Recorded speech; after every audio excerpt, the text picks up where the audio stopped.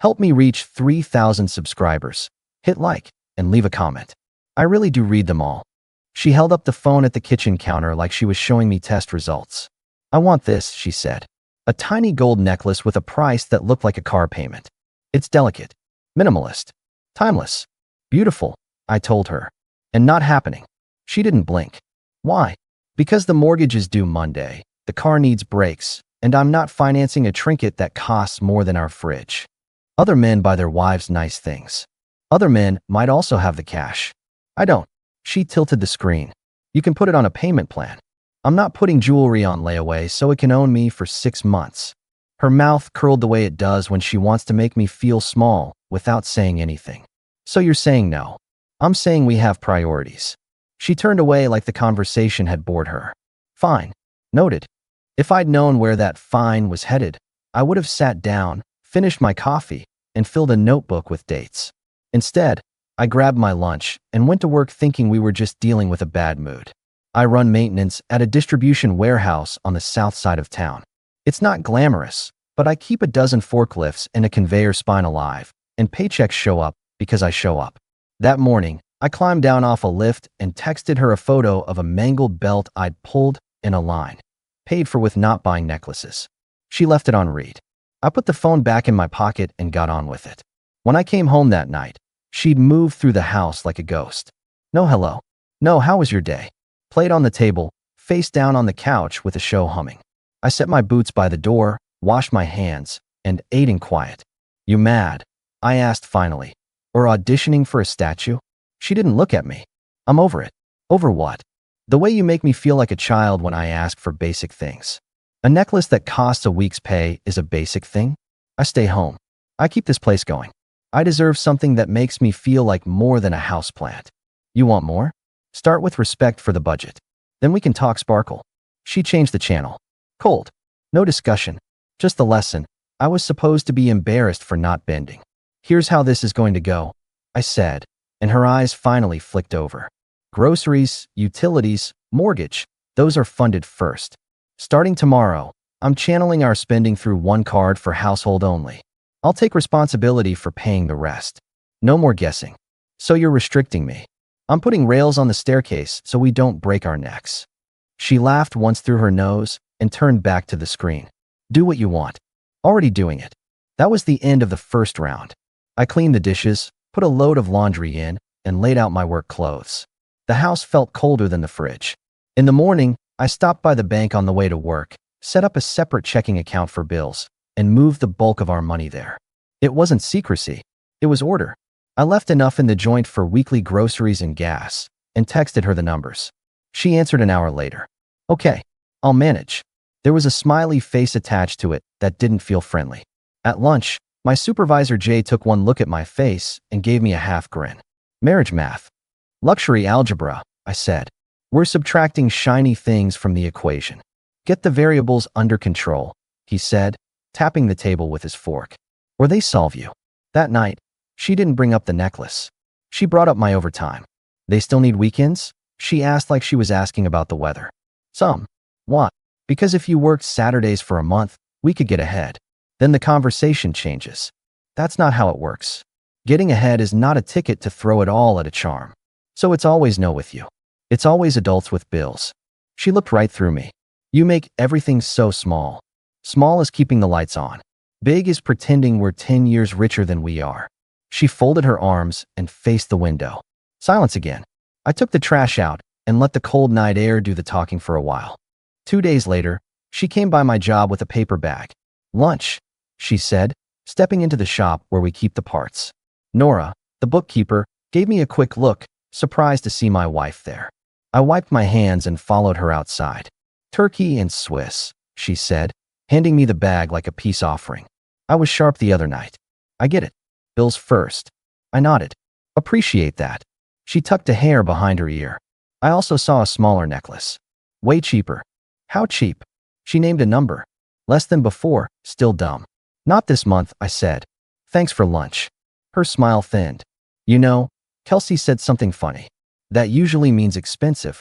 She said her husband never makes her feel like a beggar. That's a low bar. She said when she wants something, he figures it out. I'm not Kelsey's husband, and I'm not a vending machine. She took a breath and exhaled like she was releasing a story she'd practiced. I just want to feel special. You want to feel special? Earn it with me. We raise the roof together. Then we hang something pretty from it. She stared at the bag in my hand. You can keep the sandwich, she said, and walked off. Nora poked her head out from the office door. Everything good? She asked, not unkindly. It will be, I told her. And because I believe in show me, don't tell me, I grabbed the joint card from my wallet, walked back inside, and called the bank. Remove the overdraft tie from the joint, I said. Household only. If it declines, it declines. Jay heard the end of it and raised an eyebrow. Rails on the staircase, he said. Rails on the staircase, I answered. That night, the kitchen smelled like cinnamon. She'd baked. She plated warm rolls, set out butter, and hovered near me like a different person. I overreacted, she said soft. You work hard. I appreciate it. Thank you, I replied, keeping my voice even. I looked at our groceries, she continued. I can adjust menus. Save us a little. That would help. I also found a dress for Kira's wedding. Simple, not designer. How much? She told me. Decent number. Okay, I said. Buy it with the household card. We'll make it fit. Her eyes flicked for a half second toward the counter.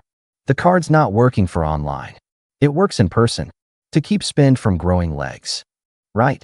She smiled again and wiped her hands on a towel in neat, deliberate swipes.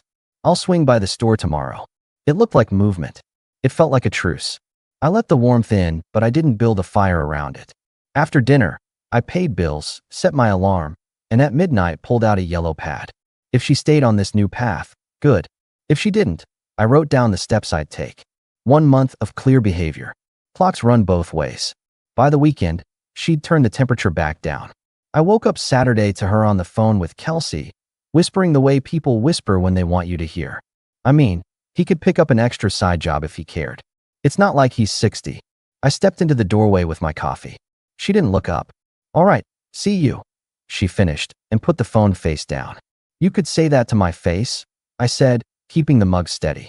She flicked a glance. It was just talk. It was a plan to put more weight on me so you can buy more.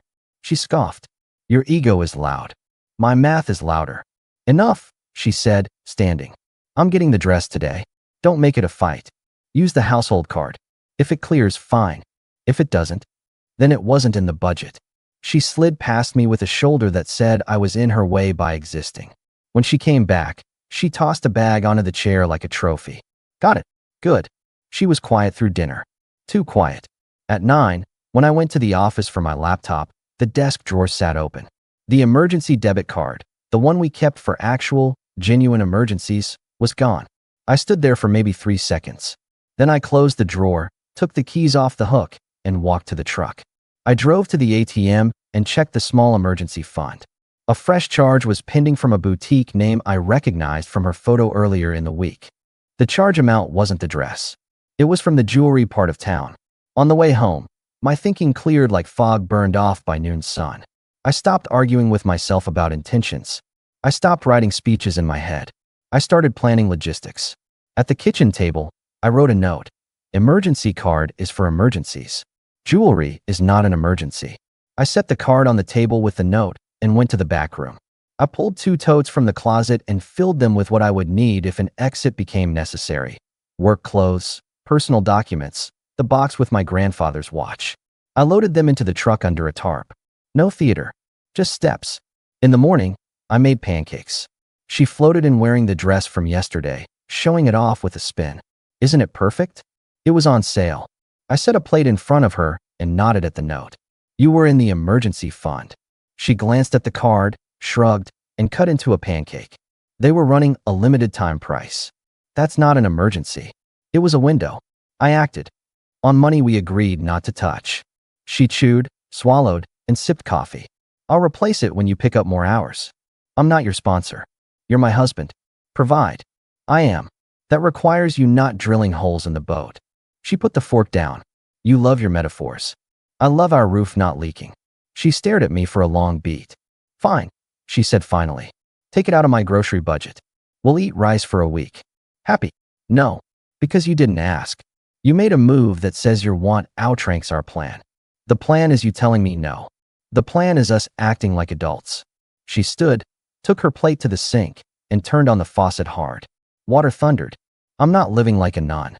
I'm not asking you to. I'm asking you to respect the same rules I do. She shut the water off and kept her back to me. You don't make me feel safe. That line's not going to work, I said. Safety starts with honesty and our bills paid, not a charm locked on your neck. By Monday, I'd split our calendar too. I told her I wouldn't be at her cousin's pre-wedding brunch. That's your side, I said. I'll send my regards and a reasonable gift. That's petty. That's boundaries.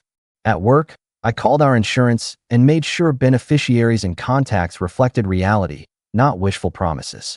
I told Jay I'd be locking my tools in the back cage at night and took a small locker in the break room for clothes. You moving in? He joked. Just putting my life in one spot in case I need to move fast. Storm coming. Ignore it and you get wet. Monday night, she slid into the chair across from me with a bowl of salad and a new voice. Soft again. I talked to Kira, she said. She said I've been intense lately. I'm sorry. Thank you, I said. No sarcasm. I want to make it right. She set a small envelope on the table. Inside was a printed budget she'd worked up, groceries, gas, a small line for me. I'll stick to this, she said. No extras. It's tight, but doable. I'll also sell a couple things I don't use. The mixer, the extra chair in the den, whatever. That helps. She reached across and put her hand on mine. I don't want us to be at war. Pick me up Thursday from the salon. We can grab takeout. Sure. Thursday, I picked her up. She'd done her hair. She looked at me like we were dating again, and for a mile or two, I let the quiet do its job. At home, we ate in the living room, a show buzzing. She leaned into me, warm, almost tender. You've been good to me, she murmured. I try. I know I push. I want to feel like we're not stuck. We're not stuck. We're building. She nodded into my shoulder. You'll take me to Mark's birthday next Saturday? Yep. We'll go drop off the gift, say hello. She lifted her head. You'll bring your wallet. We'll bring a card. He's my friend, not a cover charge. She smiled like it was a private joke. You and your lines. Friday afternoon, Nora stopped me in the hall. Heads up, she said. Your wife called the office line asking about your overtime forms. I frowned. She did what? Said she needed them for a budget. I told her those stay internal. You okay? Yeah, I told her. Thanks. After work, I drove to the storage unit and signed a month-to-month lease. On the way home, I moved the totes from the truck there, plus a duffel of work gear. I wasn't packing to leave. I was making sure leaving wouldn't look like a prison break. Saturday morning, she was sugar. She called me babe 4 times in 1 hour, and if you knew her, you'd know that was a theme, not a habit. She brought me coffee in the garage while I fixed a dangling shelf. I told Kelsey you're driving tonight, she said. So you won't drink. Correct. She also said we should all go out after the party. Incorrect. It's one night. It's one budget. We're going to Mark's, then we're coming home. Her smile got tight. We'll see. We will, I said, and the answer will be no. At the party, the kitchen was dense with people and noise. Mark had turned 42 and filled the house with the usual. Guys from the shop, neighbors, his brother with the too loud laugh. I handed Mark a card with a handwritten note and a gift card with a sensible number. He hugged me, clapped my shoulder, and lifted the card. See? Thoughtful, he said. My wife was already in the dining room with Kelsey and 2 other women, telling a story with her hands. I caught a few words, tight, boring, never. Kelsey met my eyes and gave me a look that said she was enjoying herself. I poured a soda and leaned against the counter. Jay drifted up with a paper plate and a grin. You okay? Waiting to see what tonight costs, I said. Want me to interrupt if needed? He asked. I'll handle it, I told him. For a while it stayed cordial. Small talk. Cake. Mark's brother told the same story about high school for the 20th time, and we all gave him the courtesy laugh. Then Kelsey called across the room. Too loud. So, are we doing the bar after? We're driving home, I answered. My wife laughed like I'd made a joke. He's kidding. Not kidding. She rolled her eyes and stage whispered to Kelsey. He's in his grandpa era. Kelsey smiled at the group. My husband always rallies. Always. Good for him, I said. We have an early morning. Doing what? My wife asked, eyebrows up. Work, I said. That's convenient, she snapped. What is? You always have work when it involves me. I always have work because that's how rent gets paid. She lifted her cup in a little toast. To practical men with practical hearts. Someone chuckled. It didn't bother me. I'd already decided what tonight would be. What I didn't know was how loudly she wanted to make her point. Mark started opening presents. People gathered. It was fine. Then she slid close to the center of the living room with her glass, turned toward Kelsey, and announced loud enough to draw eyes. He's useless with romance, but he's kind. So that's something. Kelsey laughed. Two other women tittered. Someone said, "Ah." I looked at her. No heat. No confusion. Just the file in my head clicking into place. Emergency card, whispers, demands, sweet, sour, stage. I set my soda on the side table, stepped a foot forward so I wasn't delivering from the sidelines, and answered level. "And you," I said, "are divorced." The room drew a breath. Her smile froze a fraction too late. She stared like I'd mispronounced a word. "What?" "You heard me." I didn't raise my voice. "This ends tonight. I won't be the man you drag as you reach. Find someone whose wallet matches your appetite. I'm not your guy." She blinked. Kelsey's mouth actually opened. Jay set his plate down quietly on the counter behind me, ready if I needed a runway. Mark's hand hung in the air over a gift bag, stuck midair like the picture had paused. "You don't get to," my wife started. "I do," I said. "I did." "Keys." I held out my hand. She stared a beat too long. I didn't fight for them. I turned to Mark. "Thanks for the invite. Happy birthday." He nodded once, still reading the scene. I walked to the entryway, picked up the small tote I'd brought as if it was just a bag for a change of shoes, and paused. She followed, but not fast, like she expected the crowd to stop me. "You're leaving me at a party?" she said, trying for scorn, landing on unsure. "I'm finishing it where you started it, publicly," I replied. "Your ride home can be your friend who thinks I'm a piggy bank." "Don't do this," she said, softer. "We can talk." "We did," I said. "You laughed." I opened the door, looked back once. "Take care of yourself." On the porch, the air had that bite that warns you the season is changing. I walked to my truck, started it, and drove off without looking in the rearview. I didn't spin out. I didn't slam anything. I just left. I didn't go to a hotel. I went to the storage unit I'd rented and parked. I moved the totes to the truck bed, then drove to the month-to-month apartment a mile from the warehouse that I'd toured on my lunch hour 2 days before. I'd signed the paper that afternoon. Keys were in my pocket. Inside, it smelled like fresh paint and the echo of empty rooms. I set the totes in the bedroom and plugged in a single lamp I'd picked up at the thrift store. I texted Mark, "Sorry for the scene. Wouldn't have made it if she hadn't forced it." He answered in one line, "Proud of you." Doors open. I slept like I hadn't been sleeping for months. In the morning, my phone lit up. 23 messages. 12 missed calls. The first few were pure heat. "How dare you? You embarrassed me." The middle ones were confusion. The last ones turned to policy. "We need to discuss bills, the house, the car. Call me." I forwarded the mortgage payment confirmation to her and wrote, "Housing paid through the month. Utilities too. I'll send you a weekly number for groceries until the lease runs. After that, we'll discuss the logistics like adults. No name calling. No public scenes. If you want to talk, text me a time and a place that is neutral, clear, and short. I'll bring a list. No surprises."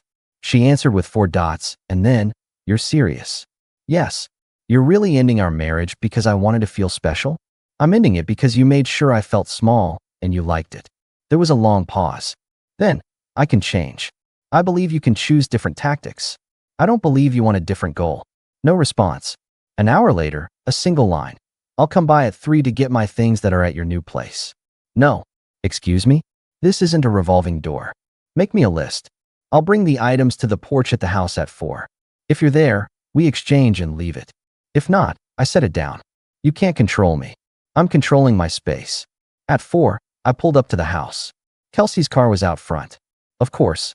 I put a box on the porch with what she'd listed: a sweater, 2 books, a pair of flats. She opened the door half a foot.